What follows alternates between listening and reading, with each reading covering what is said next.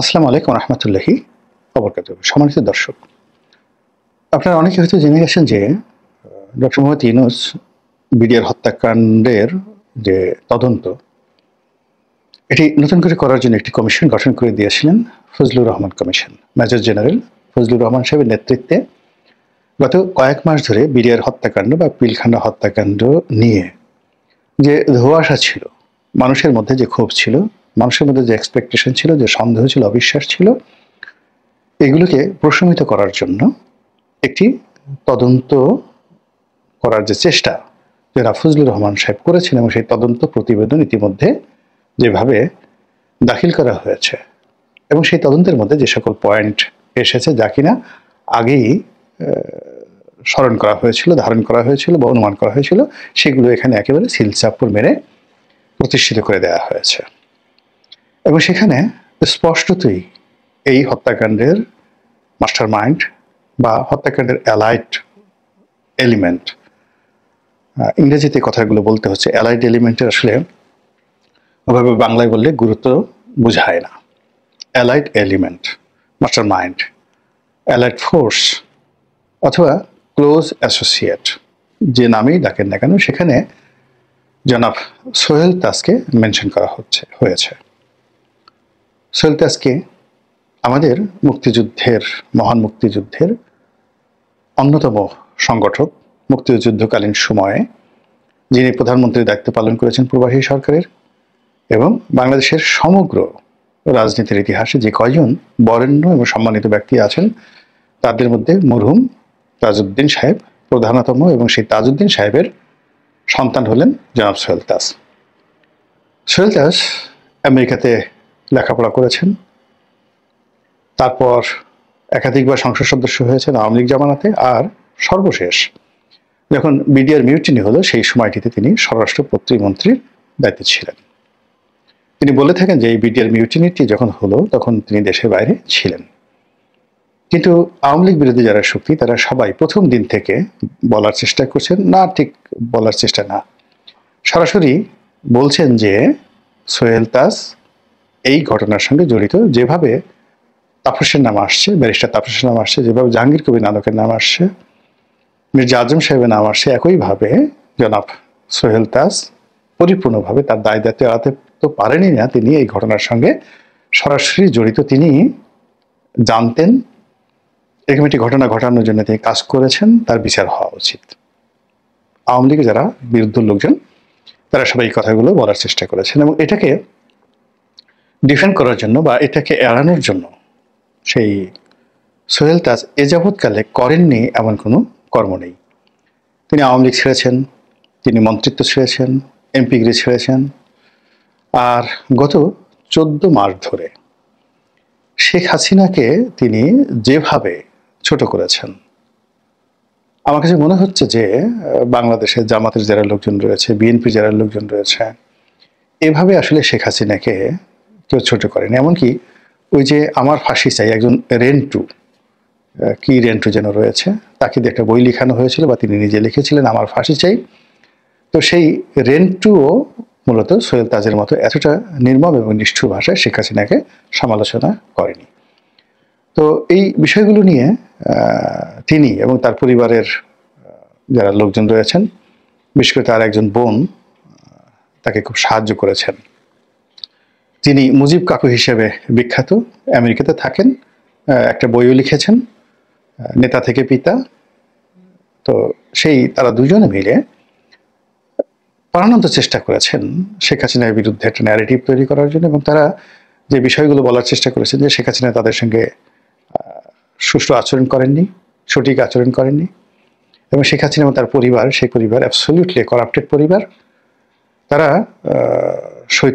শহীদ বা প্রয়াত বা মরহুম তাজউদ্দিন সাহেবের যে প্রাপ্য সম্মান, এটা দেয়নি, বরং এই পরিবারটিকে তারা, অর্থাৎ শেখ পরিবার, অস্ত্র হিসেবে ব্যবহার করেছে। যদি সোহেল তাজকে বা সোহেল তাজের বোনকে মনোনয়ন না দেওয়া হয়, তাহলে তাদের আর সম্মান থাকে না। সম্মান রক্ষা করার জন্য এই কাজ করেছে, কিন্তু তারা এই কাজের আড়ালে মূলত এই তাজউদ্দিন পরিবারকে সম্মানের পরিবর্তে অসম্মান করেছে। দ্বিতীয়ত, মুক্তিযুদ্ধের সময় তাজউদ্দিন পরিবার যে ভূমিকা ছিল, পরবর্তীতে ৭৫-এর পরবর্তীতে জোহরা তাজউদ্দিন না হলে আওয়ামী লীগ সার্ভাইভ করতো না। আওয়ামী লীগের সকল নেতাকর্মীরা এটা কায়মনো বাক্যে এটা স্বীকার করে। তো এটা নিয়ে সোহেল তাজের গর্ব আছে, কিন্তু তার ধারণা যে তার মায়ের যে সম্মানটা প্রাপ্য ছিল এটাও শেখ হাসিনা দেয়নি। এনিওয়ে, তিনি এই কথাগুলো বলছিলেন, তার সমালোচক যারা আছেন তারা সবাই বলার চেষ্টা করছেন যে মূলত তিনি বিডিআর মিউটিনিতে তার যে সম্পৃক্ততা রয়েছে এই দায় এড়ানোর জন্য তিনি ওভার অ্যাক্টিং করছেন, তিনি ভয় পাচ্ছেন, বারবার ওভার অ্যাক্টিং করছেন। আমিও একাধিকবার সেই ইন্ডিকেট করে বলার চেষ্টা করেছি। জনাব সোহেল তাজের সঙ্গে যেহেতু আমি একসঙ্গে একই পার্লামেন্টে ছিলাম ওইরকম, তো সেই খাতে একটা সামাজিক দায়বদ্ধতা থেকে হলেও আমি তিনি পার্সোনালি ডিসকমফোর্ট ফিল করেন বা গিলটি ফিল করেন এরকম কোনো কথাবার্তা বলিনি।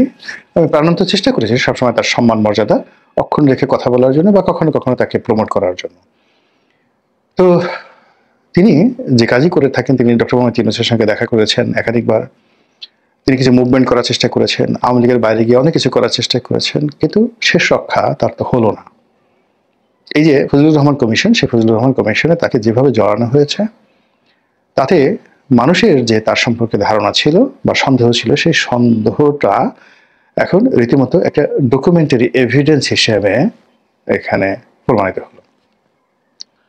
এই কমিশন একটা বিষয় এসেছে, সেটা হলো যে তিনি এই অনেকগুলো পোশাক তৈরি করার জন্য বিডিআর কর্তৃপক্ষের নিকট থেকে যে কাপড় নিয়েছিলেন, মানে কাপড়টা নেওয়া হয়েছিল যে তিনি বিডিআর এর পোশাক পরে সেই অনুষ্ঠানে উপস্থিত হবেন এই কথা বলে, এরকম একটা রিপোর্টে নাকি এসেছে। আমি একজন সামরিক কর্মকর্তার ভিডিও থেকে জানলাম। তো সেখানে একটি সিঙ্গেল, অর্থাৎ সোহেল তাজের জন্য যদি একটা সিঙ্গেল পোশাকের জন্য যদি কাপড় নেওয়া হয়, সেটা হয়তো দেখা গেল যে হয়তো 10 গজ বা 5 গজ ইটস ওকে। কিন্তু যে পরিমাণ কাপড় নেওয়া হয়েছে তাতে করে 300 বা 400 মানে ড্রেস তৈরি করা যায়। সবাই ধারণা করছেন যে এই বিডিআর এর ড্রেস ওই কাপড়ের তৈরি করে ঘটনার দিন তাদেরকে বিডিআর সাজিয়ে অস্ত্র হাতে সেই পিলখানাতে পাঠানো হয়েছিল।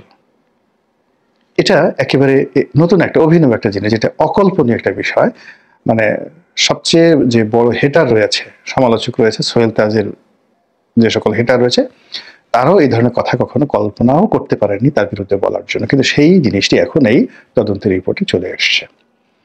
এখন এটা তিনি কিভাবে সামাল দেবেন এটা তার বিষয়। তাকে বিদেশে যেতে বাধা দেওয়া হয়েছিল কয়েকদিন আগে, তিনি হাইকোর্টে রিট করে তারপরে বিদেশে যাওয়ার অনুমতি নিয়েছিলেন।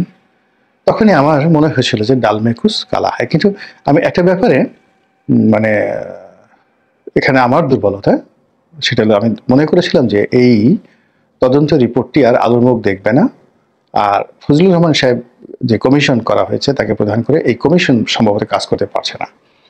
এর কারণ হলো সেনাপ্রধান ওয়াকারুজ্জামান বেশ কিছুদিন আগে এই কমিশনকে উদ্দেশ্য করে একটি সতর্কবাণী দিয়েছিলেন। তো তিনি বলেছিলেন যে আপনারা এটি ঘাটাঘাটি করবেন না, নো ডট, নো সেমিকোলন ইত্যাদি কথাবার্তা বলেছিলেন, খুব ভাইরাল হয়েছিল তখন সেই কথা নিয়ে। তো মনে হয়েছিল যে সেনাপ্রধান যেভাবে কথাবার্তা বলেছেন তিনি হয়তো এটা চাচ্ছেন না, আর তাকে অ্যাভয়েড করে চ্যালেঞ্জে জানিয়ে ফজলুর রহমান সাহেব হয়তো কাজ করতে পারবেন না।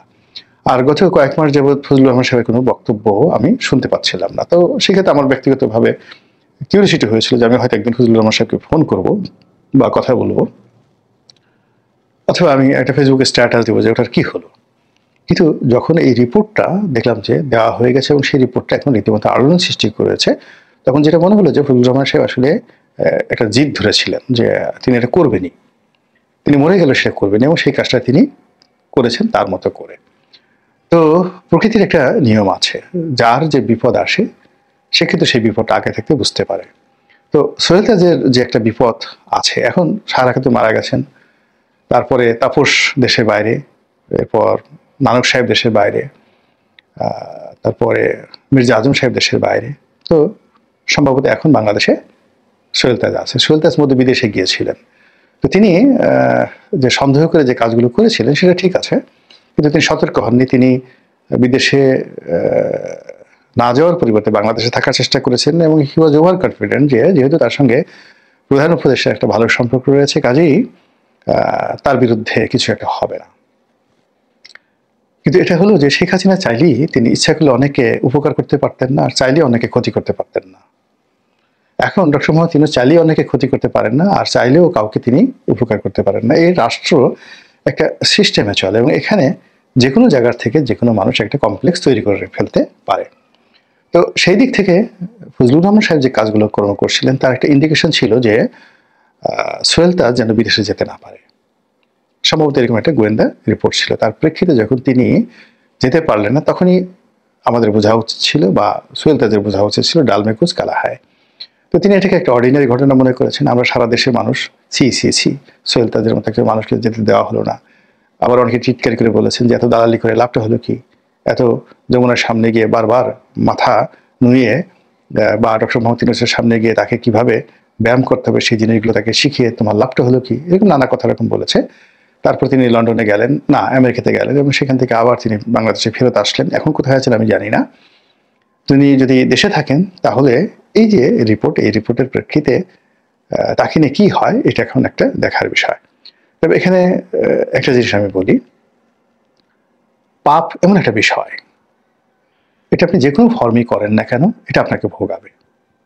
আপনি হয়তো গরু চুরি করেছেন, সেটা অজ্ঞাত রয়ে গেছে, কিন্তু একটা সময় দেখা গেল যে আপনাকে গ্রেপ্তার করা হয়েছে ছাগল চুরির জন্য। আপনি ছাগল চুরি করেননি, কিন্তু আল্লাহ জানেন আপনি গরু চুরি করেছেন। আপনি মার্ডার করেছেন, রেপ করেছেন, কিন্তু আপনি একেবারে খুব হুজুর হয়ে বসে আছেন।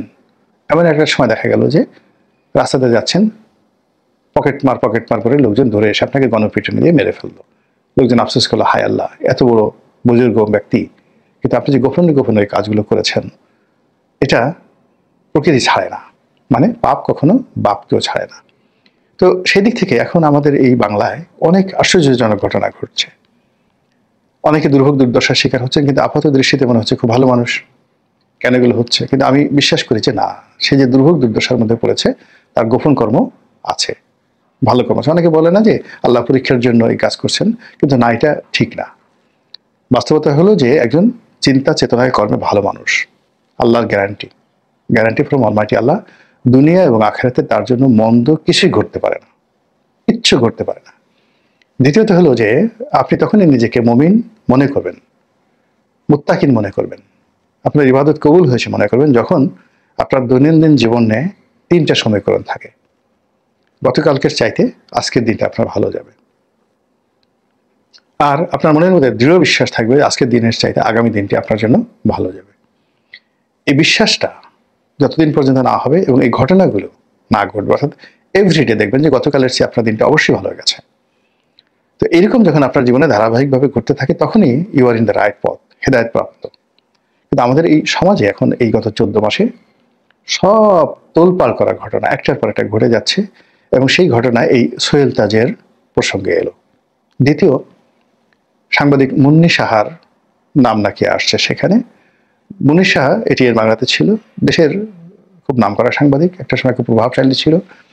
গণভবনে তার অবারিত বিচরণ ছিল, শেখ হাসিনার কিচেন ক্যাবিনেটের সদস্য ছিলেন, এবং পরবর্তীতে আবার শেখ হাসিনার সঙ্গে তার দূরত্ব তৈরি হয়ে যায় এবং তাকে গণভবনে ঢুকতে দেওয়া হয় না।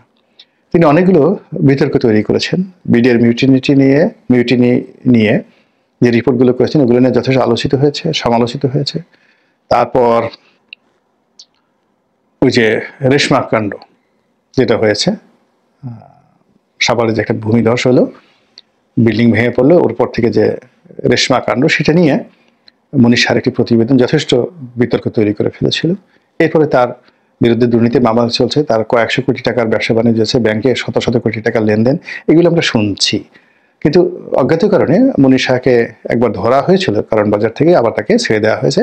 ফারজানা রূপা বা তার স্বামী শাকিলের মতো তার অবস্থা হয়নি, বা মুজাম্মেল বাবুদের মতো তার অবস্থা হয়নি। তো এখন সেই মুন্নি সাহাকেও এখানে জড়ানো হয়েছে, ইটস ভেরি সিগনিফিক্যান্ট। তো মুন্নি সাহার সাথে যেহেতু এখানে হয়েছে, মুন্নি সাহার খুব ঘনিষ্ঠজন একজন সাংবাদিক আছেন জয় মামুন, ভদ্রলোক একসময় এটিএন বাংলাতে ছিলেন আর এটিএন নিউজে ছিলেন মুন্নি সাহা, এবং এদের মধ্যে মানে ব্যক্তিগত সম্পর্ক, পেশাগত সম্পর্ক একেবারে চরম পর্যায়ের। ব্যক্তিগত বন্ধু মানে ঘনিষ্ঠ বন্ধু বলতে যা বোঝায় এটা এই মুন্নি সাহা, জয় মামুন, প্রভাস আমিন, তারপরে মুজাম্মেল বাবু, ফারজানা রূপা, এদের অনেকের সঙ্গে এরকম একটা একটা বলয় গড়ে উঠেছিল আওয়ামী লীগ আমলে, মানে সবকিছু এদের একটা বন্ধুত্ব, জড়োয়া বন্ধুত্ব, এটা যে কোনো পেশায় হয়। এখন অনেকে আবার টিটকারি করে বলছে যে তাহলে তো জয় মামুনও এর মধ্যে আছেন। আমি জয় মামুনের কোনো কিছু জানি না যে আসলে জয় মামুন কি রিপোর্ট করেছিলেন বা এটার সাথে আসলে জড়িত কিনা, কিন্তু সামাজিক মাধ্যমে মন্ত্রী সাহের সঙ্গে জয় মামুনের ঘনিষ্ঠতার সঞ্জয়কে অনেকেই কথা বলার চেষ্টা করছে।